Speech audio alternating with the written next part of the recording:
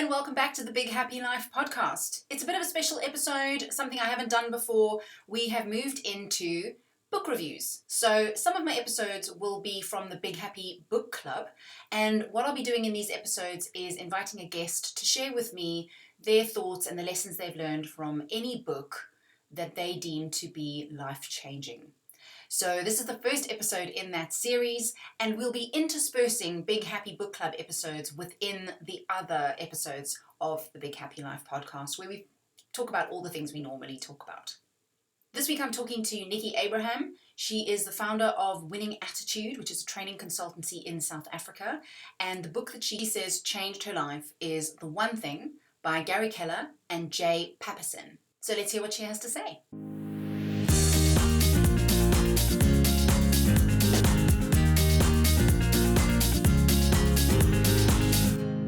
Okay, so for people who don't know you, you have been for the last 24 years a leader in a variety of hospitality companies across the British Virgin Isles and South Africa, various cities in South Africa, and you've worked with hundreds of people across that period of time. And then this year, you started your training consultancy, The Winning Attitude. Correct. Exciting news, yes. So did you start that after coronavirus hit? I did. So actually, I was retrenched in April, and it was in South Africa a few days just before lockdown. We were all called in from our leadership team and retrenched. And it was actually the best thing that ever happened to me. So, I think it's always been a passion of mine to want to open up a training company.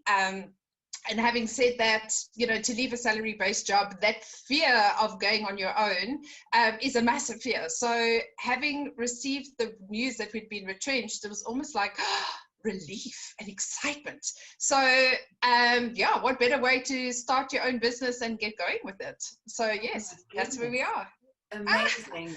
And I guess, that may be quite inspiring for a lot of people, because I think a lot of people have gone through that this year. Because so many businesses have hit challenges they just couldn't cope with. Absolutely. I actually had lunch with a group of ladies not so long ago, and it was amazing. Out of a group of eight people, how many people have been retrenched? And it's, again, meeting so many different people, but your mindset is what's going to take you out of it. So quite a few people have been incredibly, they've almost hit a depression with it. And it's lovely to be able to connect with those people to say, hey, what needs doing? If you're at rock bottom, you can only move forward. So it's getting your mindset into the right space of what needs doing to go forward. Yeah. So quite a lot of people have embraced it and started their own thing, and I think it's a perfect opportunity to do so. Yeah. Oh, great. Well, I mean, it's the perfect time to be talking to you then, and that's kind of why we got together today, because I reached out and I was looking for people who had found books that had a lesson in them that was life-changing, and that's what led us to connect again, was talking about that, the book for you, which was The One Thing. Correct. So where did that come in your journey with regards to mindset and kind of starting you on the path towards going, okay, I've been retrenched. Oh, by the way, for those not South African, retrenched is made redundant. So when did you read the book? How did it affect you in that whole journey? So I actually, after spending 29 years in hospitality, I then had kind of reached my platform of achievement where I felt like I wasn't learning anything new. I was also in corporate, and I want to say working for a phenomenal company, but almost at the stage where I felt like I wasn't learning, but yet I was working crazy hours. And because I like a challenge, I actually was wearing 4 hats when I decided to make a leap of faith and change careers and industries. Really for the position I went into, because I've always been in training, I've always been in recruitment, I've always been with people, I then decided, well, why not try something completely new and go into real estate? The company that is the real estate company is Keller Williams Reality, which is an international company. And I was very blessed to be offered the job as a team leader there. But with joining real estate, it was really looking at, it was training and recruitment, completely different industries, so I could really learn something new. But more importantly, it was also structure of a Monday to Friday position, which I'd never had. And I wanted the weekends off because I have, growing up with my son, I was a single mother for 5 years, and I really felt like I hadn't had enough time with him. And I knew I only had 4 more years before he reached 18 and he'd be out of the house. So I had to make a change in my life. And when I joined Keller Williams on January the 1st, 2019, it was a phenomenal experience. But the guy who started KW actually wrote the book, The One Thing. So it was one of, yes, which is amazing. Oh my gosh. Yeah. So he's written many, many books, but this book just became so profound. So it was one of those books of me who's worn 4 different hats in my previous job, used to work 18-hour days on many occasions, really had no balance. So being given this book and said, you need to read this, it was just a mind-blowing experience that I actually had to read it 5 times. And I must say, it's my go-to book. I very often, when I'm feeling unbalanced, I put in my earphones, go for a walk, and listen to it again and again and again, because every single time, sometimes only 20 minutes, I'm back on track. So it really has been a life-altering experience for me. And that was one, from having changed careers. And the founder of Keller Williams brought this book to me, which is great. That is so cool. Yeah. So if you were to distill the lessons then, because you listened to it a few times now. Correct. Actually, quick side note, are you a book reader or a book listener? Do you have a preference? I have to tell you that I had stopped reading a long time ago because I am a multitasker of note. And having done so many different things, I cannot sit and read at the same time. So ironically, I got the audio version. While I started listening to the book, which is The One Thing, I was doing 2 things, which was playing Sudoku at the same time, because I have to keep my brain mentally challenged. And it actually starts off that if you think multitasking is a lie, and if you are currently doing anything other than listening to this book, stop, put the book down, and focus on your one thing. And it was really going, oh my gosh, you mean just listen and do nothing else? No Sudoku, no puzzle, no what? So I've now chosen to walk and listen. But I have read the book physically 5 times. It's my go-to book, but I have listened to it on numerous occasions as well. So to answer your question, am I a reader, am I a listener? I do both, yet I find when I do audio, I need to do more than one thing, which is ironic to the book, that I absolutely love. That's changed my life. Yeah, I'm actually the same. If I read a book, I find I normally would do it before bedtime or when I wake up, but I find it makes me a little bit more chilled and I don't take the messages in the same way. Whereas when I listen to an audiobook, I'm out, I'm either running or I'm walking. There's something about moving your body at the same time as taking the information in. I think it changes how you interact with the content. Absolutely.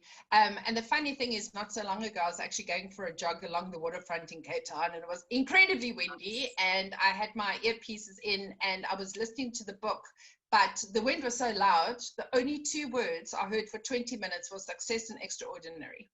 And it was just such a mind-blowing 20 minutes, because it's like, okay, I can be successful and extraordinary. So if you only hear those 2 words, what a fantastic learning. Great. Yeah, absolutely. So, okay, if you were to distill for people who are listening to this or watching it, and have not encountered the book yet, what would you say are maybe the 2 or 3 key lessons? Or actually, no, it's called The One Thing. What's the one key lesson from the book? So the one thing is you need to focus on one thing that's going to make everything else easier or not unnecessary. So that is the key slogan of the book. So I often stop myself when I'm doing more than one thing, or when I stop myself when I'm finding myself becoming flustered. It's almost, what is my goal right now? And it doesn't necessarily have to be a business goal. It can be a family goal. So it's more of, what is the one thing right now that I could be doing that could make everything else easier or unnecessary? And it's actually making you being consciously competent. So you've been in the moment, you know. So if I choose to spend time with my son or my husband or my family, that is my one thing right now. So nothing else should come into way. So what's the one thing I can do that could make everything else easier or unnecessary? So it's really making you prioritize your focus point. And it's a constant reminder. So if I ever feel like I've got 4 or 5 things that I need to do, I stop and it's, what's the one thing I have to do right now that everything else can just fall away? And that's really what the book's about. Okay. I think, because in preparation for this call today and our conversation, I listened to the book again, because I remember listening to it a few years ago when I first started Big Happy Life. And I remember it blowing me away. I had all the charts up because they have like worksheets that you can download, and, you know, 66 days of changing and all of that stuff. And so I downloaded all of that, and I had it all up on my walls, and I had things set up. And somewhere along the line, I fell back into old habits. And the thing that made it challenging for me was that I was a newly adoptive parent. At that point, it was probably, I was about 2 years in. So actually not that long ago, because I'm only 4 years in now. But we'd had the kids for 2 years. And we had, I just started the business. I had another business that I was running at the same time. There was kind of family commitments and other things going on. And so I found myself going, but all of these things are important. And when I focus on the one thing, it's always the thing that feels like the thing that needs my attention, because it's the thing that's not working somehow. That's how I ended up focusing. So it would be like, well, the business isn't taking off, or something's happening with my kids. That's the one thing. But then it didn't always tally with the timing. So it would be like, you know, 7 o'clock at night, but I'm thinking, oh God, I've got to do something with work, but it's really home time. And so I struggled. How have you gotten around? Because you've already mentioned at points you were a single parent. I know your family's now, you're married and your son's older. All of these things have kind of melded together. But how have you managed it when things were pulling separately? How does the one thing work when life feels like it's pulling apart? Well, the one biggest lesson I took from the book is that it's actually looking at, you know, they say life is balanced. Life is not balanced, you know, and I think the reason why it's transformed my life so much is because I lived such an unbalanced life. And the one thing that was very profound to me was looking at your life like balls, okay? So if you look at you've got 5 balls that you are consistently holding or juggling, I should say. So even when they say a juggler is focusing on one thing, because even though he has 5 balls, 3 of them are up in the air. So he's really focusing on the one in his hand. And if you look at your 5 balls of a work is rubber ball. And if you look at then your personal family is a glass ball, friends is a glass ball, your health is a glass ball, and integrity is a glass ball. And if you're juggling those balls, if one of those glass balls break, you've kind of lost it. There's a lot of work to be done. And it's really taking the balance of family, friends, health, and integrity come first. Work as a rubber ball bounces back, you know, so, and it's looking at your balance there of what's really glass to you and what's rubber to you. Now, having said that, I am a successful career woman and I always have been. So work has always been my glass ball. And it was coming to realize that what's the worst thing that can happen at work if I don't give 100%? I could get fired, and that's pretty bad. But it can bounce back. But my health can't, my family can't, you know, my integrity can't, my friends can't. Those are what's important to me. So when I focus on work, I make sure that that time that I'm at work is my one thing. And I need to prioritize and I need to do it 100%. And I think the one thing working at Keller Williams, because they live the one thing, is while you're at work from 8 to 5, you give 100%. That's your priority. But if your child had a sports game, you went to the sports game, because that then became priority. And it was amazing working in an environment where they were like, that's your glass ball. You can never, ever miss a match. So take the time and go and work and go and watch the match. However, if you take 2 hours, so if what you raised, you must replace, then you just put in 2 hours at another stage. So the difference was really, for me, it's looking at my glass balls, my rubber balls, and often I'm reminded of that. Just an example, last week I had a lunch date, and I actually said to my colleague, I said, I'm so incredibly busy, I actually can't make lunch. And she said, am I not your glass ball? And I said, thank you. It was such a beautiful reminder. And I was like, and she had just attended my training session for where I really focus on the rubber balls and the glass balls. And it was such a reminder to say, thank you for that reminder. I will be at lunch. I will make sure that I catch up when I can. So it's a lovely reminder. Yes. Yeah, that's such a nice way to think about it. And I guess it does kind of refocus you, doesn't it? That you realize Correct. it's so easy. It's so easy because these things are, they're here all the time. Like we have to do, have to achieve. And we've learned it right from school. Correct. That it's easy to fall into it and forget where the glass is and what's actually rubber, that it will still be there, it will bounce, it's going to be okay. And it's going to be okay. Another part that I took from this book, they really focus on the 80-20% principle. The 20% effort gives you the 80% results. But there's something on the One Thing website and in the book called the 411. So it's also about setting your goals. So it's 1 year, 1 month, and 4 weeks. So you're basically setting your goals, weekly. And it's also something I've put into practice. So you're talking about 66 days takes to break a habit. And it really is setting your goals, weekly, and keeping that piece of paper, your 411, I have it right next to me up on my wall here. It's something I look at every single day. So with that, I also, when I'm setting my goals for the week, I actually do it in a headspace of my glass balls first. So I time block my week and say, okay, so I want to have 20 minutes a day conversation with my son. Now, 20 minutes may not seem like a lot, but when you've got a 16-year-old, boy, that's really amazing if you get 20 minutes of a conversation. So, so that for me is a goal I have to achieve. Obviously, I'd love more than 20 minutes, but I have to time block 20 minutes a day just to have a conversation with him or get it going.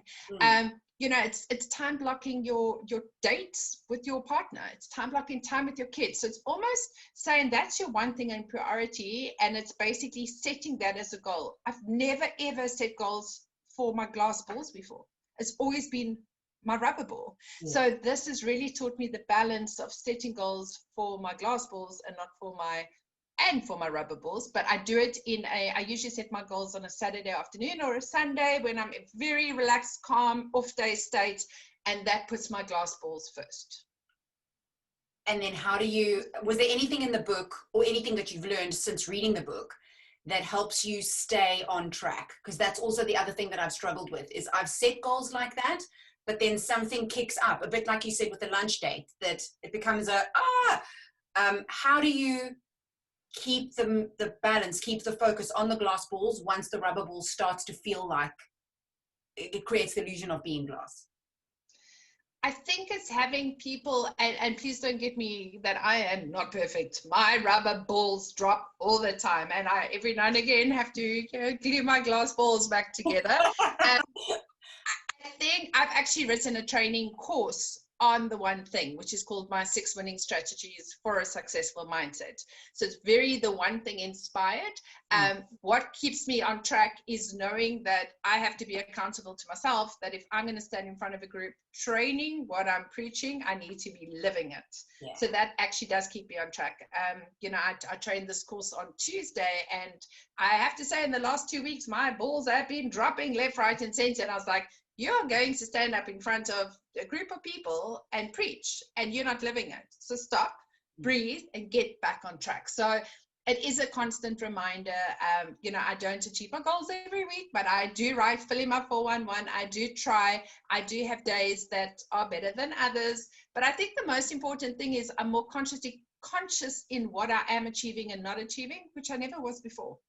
I think consciousness is key, isn't it? Because that's where absolutely crack crack the pattern and make the change if you spot it. Correct. And I think we get so busy doing what we're doing, and almost become unconscious to what we're doing. Yeah. So it is, we were talking about it yesterday of, sitting in a group with your family and everyone's sitting on their phones. You become so unconsciously competent in sitting around your family, and you're actually not embracing that time. So it is a constant reminder, and it's not always me with my son or my husband going, let's put our phones down, let's have a conversation. We are the glass balls. So I think the more you share it with different people and different people understand it, they help you stay consciously competent in it. I love that. I'm also really curious about this 411. How easy would it be for you to show us what it looks like? Oh, I can grab it off the wall. So as I said, I actually have it. Can you see there? Yes. There we go. So this, and if I can show you, so I've got mine for every single month. And basically what it does, so it's and you can get it off the One Thing website, which I've subscribed to, and I stay in contact, because it's been so profound in my life. But it basically talks about your 1 year, 1 month, and then your 4 weeks. And to save paper, then I just add all my other weeks. But you can see my December is very short on what my goals are to achieve, but it's almost of 2 things that are quite huge that I need to achieve. And I've set myself a goal that by the end of the year, this is what I need to have achieved. And then as I set my goal weekly, according to my monthly and my annual goal. And for me, what is important when I fill it in, I'm not sure if you can see close by, but I have my work goals, but I also then have my personal goals. So exercise, I need to exercise 5 times a week. I need to do my meditation 5 times a week. And the other one was putting up my Christmas tree. That was important for me. That was my goal for the week. So it really is about setting personal goals as well as your professional goals. Yeah, that's cool. I like that. Yeah. Now, you said you were working with the author of this book. So what was that like? Like, how does somebody who's written this live it in a way that perhaps the rest of us who would read it might not spot? So working in his company and not with him, he's a massive icon. He's got over 190,000 employees. Oh gosh, okay. I don't even know if he knew I existed, but he lives in America, and he's written quite a number of books, but this was the one that was profound to myself. So not having worked in his company and his culture. So, and taking that. So I think because it was such a big part of the brand, it was very much lived in our culture of the company, which is great. So even, if I was having a day and I was spinning, going, I don't know what to do, somebody would always say to me, what's the one thing you need to do to make everything else easier or unnecessary? So it was a constant reminder. It was almost a slogan of the way we communicated to each other. That's brilliant. In fact, do you know what? I love that even more, actually, because I think when the proximity to the source of the information is short, like if you were working directly with him, it's quite easy to see how those lessons would embed. But if you're talking about it's one person who has spread a message through 190,000 voices to the point where it's become a company culture, I think it's quite an empowering message. When you think about the types of work that you and I do with leaders in organizations, and we talk about company cultures and how that affects individual teams and then individuals within those teams, that you don't need access to him directly because the message has traveled well enough. 100%. And watching the transformation in so many different people, having read the book. I don't know how many, being in recruitment and how many times, again, in leadership, you're meeting different people, you're recruiting, you're meeting different people. My course I held on Tuesday, I had 12 very, very, amazing attorneys and directors of companies and very high powered people who all sat there and start of the course is, what's your goal? And about 70% of the people there said, we don't have balance. I was like, oh my gosh, you're on the perfect course, but I have to share this book with you because it's transformed my life. So I think I share the book with a lot of people. I love learning. I love, seeing different people's journeys of what can be done better. And if I learn one thing new from a book, fantastic. Obviously you learn a lot more. But it is amazing having lived it and seen the transformation in myself, but in a lot of other people as well. So I do share the book with a lot of people. If I could buy it in bulk and hand it out, I would. It's one of those for me. Yeah. Yeah. It actually, because I went and reread it, because I sort of, like I said, I lost my way with it. And then when you suggested, this is my book, I remember coming back to you and going, oh, actually, it didn't work for me. But I've listened to it again in preparation for this. And again, it sparked a lot of things that made me realize where I might be going wrong. And one of those things was about this point you just raised about balance, where, oh, God, how many times do we hear the phrase work-life balance? I need work-life balance. Can you just tell us a bit about the illusion that is burst open in The One Thing, where they tell us about the fact that actually isn't a thing. Work-life balance is not a thing. Well, they talk about, one of the things they talk a lot about is the lies, so we think balance is real. We spoke earlier about habits. And, a habit, if you ask anybody, how long does it take to break a habit? People say 21 days. So 21 days is just the touch of a habit. And actually, the sweet spot is 66 days in order to incorporate a habit. So how many times we've set goals and we kind of date a goal and we go on a few days with them and then we dump them. We don't kind of carry on with them. And more importantly, we don't share our goals because, we all have a fear of failure. So with that, this book really talks about all the lies that we've brought up living, that willpower is on will call, and we need to live a disciplined life, and, all the misunderstandings. And then it talks about the truth, where it's all about actually the way to bring it into play. So the one thing you shared is you read it and you kind of fell off course with it. So the reason I read it 5 times last year, because I read it in a mindset for my business, because I was so off balance. So I read the book as me in a working headspace.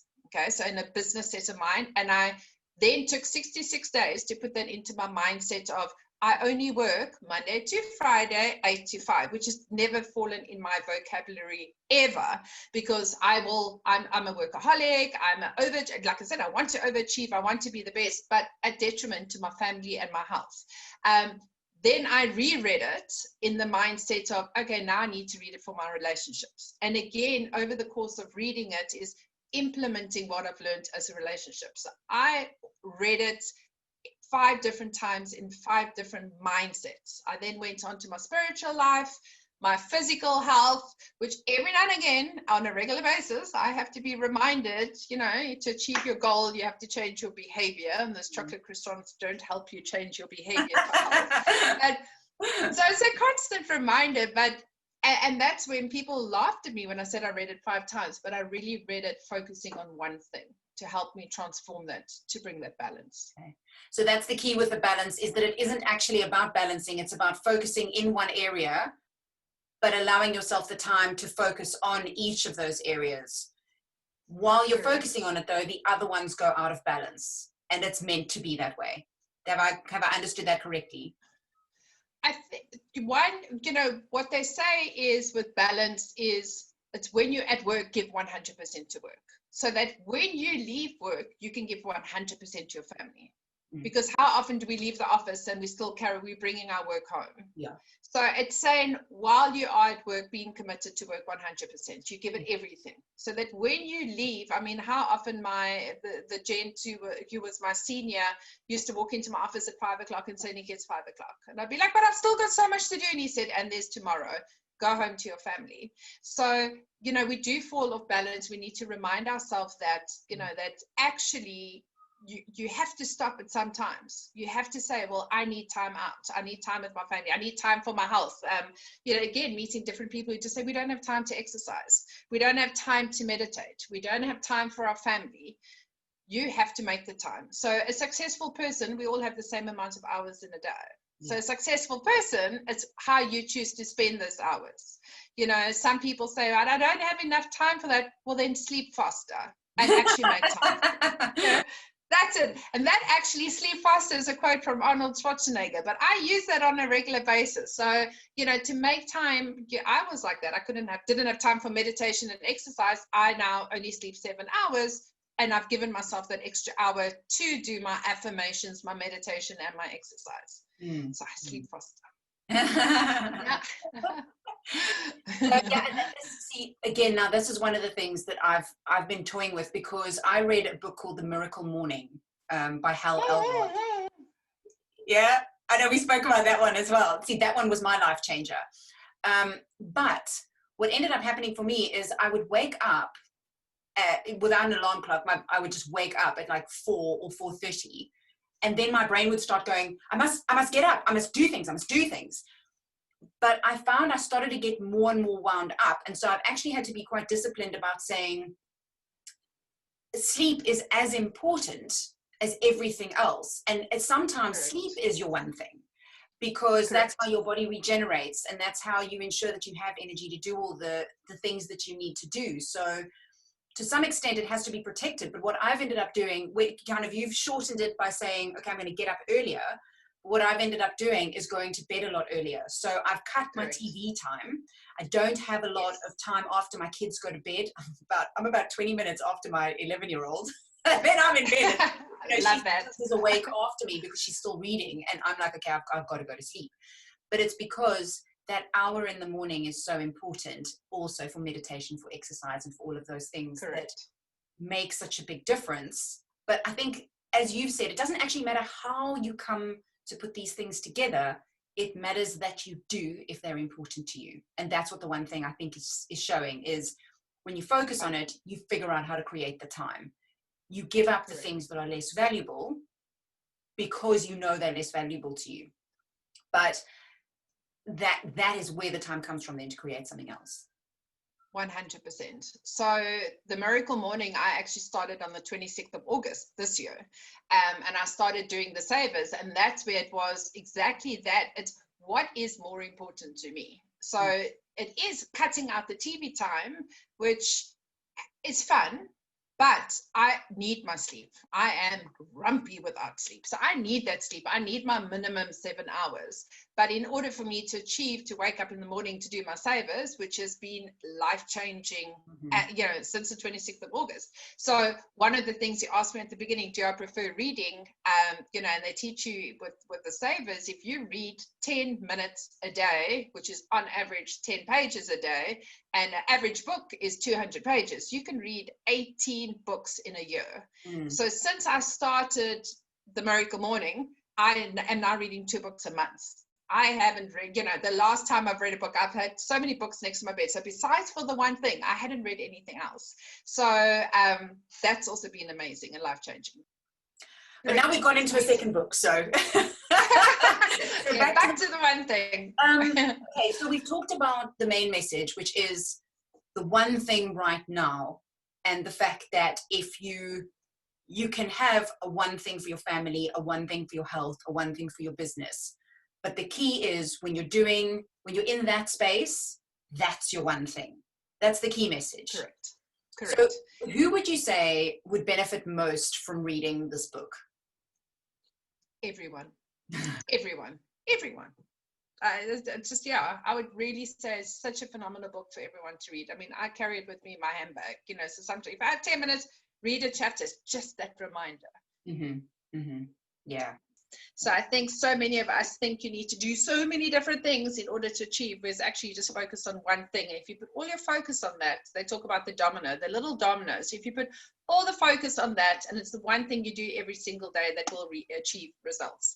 I often, and I think a lot of us are very hard on ourselves of what are we achieving and how are we achieving. And sometimes it's just at the end of the day reflecting, did you do one thing towards your goal? And be it personal, be it family, you need to rejuvenate. That's also incredibly important, which you shared earlier, so I've always had guilt in having a weekend off. Like, who has a weekend off? You need to work.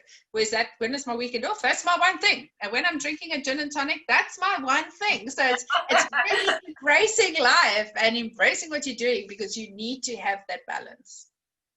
Thank you. I love that. And I'm going to remember it. I've given up alcohol this year, but I tell you what, gin and tonics are back next year. And I'll definitely enjoy and mindfully celebrate just one and enjoy it.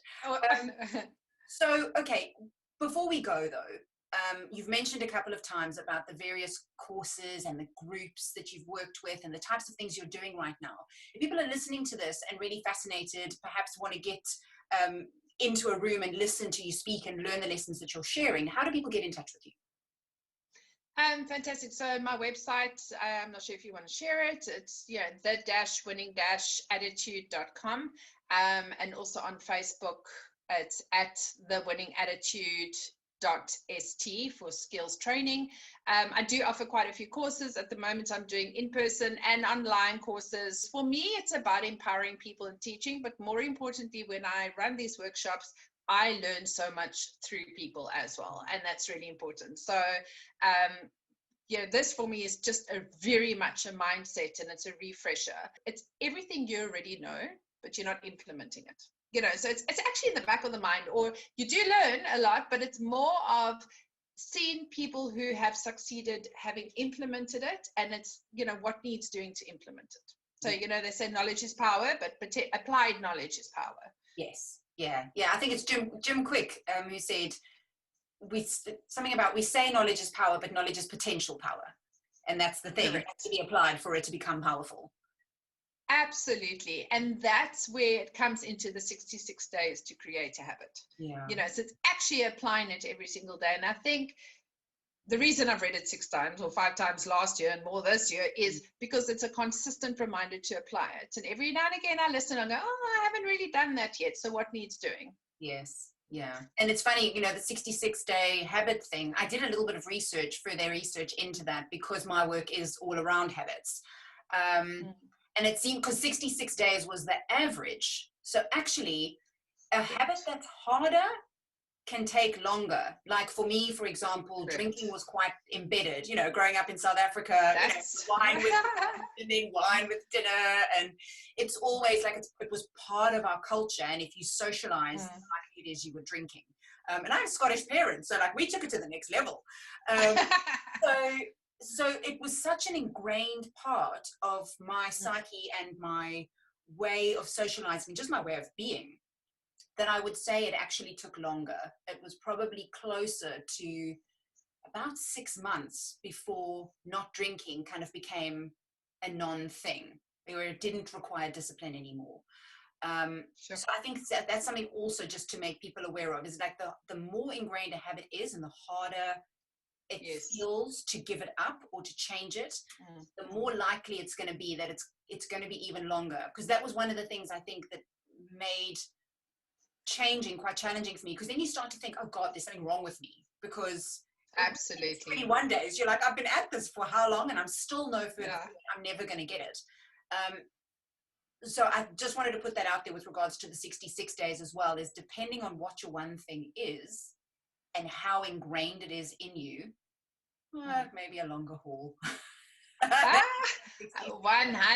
doesn't mean you can't do it. It can be done. It's just repeated practice. Correct. And somebody actually shared something with me yesterday, and you said, if you look at where you are now and you look back to when you started, look how far you've come and acknowledge the sweet success. So even if you start falling back, you're still further than when you started. Yes. So it's constantly also celebrating success and celebrating small successes. And that's why at the end of each day, if you've just done one thing towards your goal, be it personal, spiritual, physical, financial, business, you've done one thing more than what you had. So you're tapping away at that domino, and the little domino, you start small and it goes big. Yeah. So it's just that small little focus and reset as well. Yeah. And that's the perfect way, I think, to bring our conversation to a close, because that's really the key message. Start small, focus, do the one thing. Correct. And the next thing will follow. Absolutely. Nicke, absolutely. Thank you so much. It's been a huge pleasure talking to you and great to reconnect with you. And if you would like to connect with Nicke, you can do that through the show notes page. All of the links she mentioned will be on the show notes page, as well as a summary of all the things we've talked about today and a link to buy the book if you would like to do that. Thank you so much for listening. If you've enjoyed the show, please share it with your friends. Please comment, ask your questions, and you can also join the Facebook group. You can find us at Big Happy Life on Facebook. Thanks so much for listening. See you next time.